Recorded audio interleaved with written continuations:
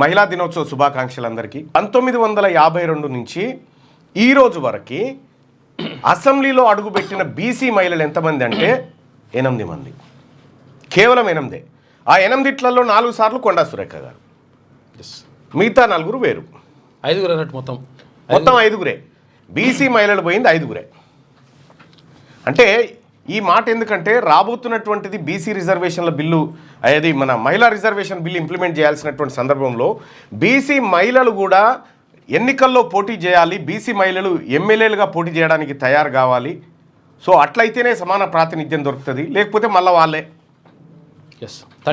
రిజర్వేషన్లో కూడా మళ్ళా వాళ్ళ సత్యమణి గారు, వాళ్ళ కోడలు గారు, సునీత మహేందర్ రెడ్డి, సబితా రెడ్డి, ఇవన్నీ ఉంటాయి. మళ్ళీ అంటే ఈ పేర్లే వస్తా ఉంటాయి. కాబట్టి బీసీ మహిళలు కూడా విస్తృతంగా రాజకీయాలలోకి రావాలి, బీసీ మహిళలు కూడా ఎమ్మెల్యేలు కావాల్సినటువంటి అవసరం ఎంతైనా ఉందన్న విషయాన్ని మీ అందరికి గుర్తు చేస్తారు.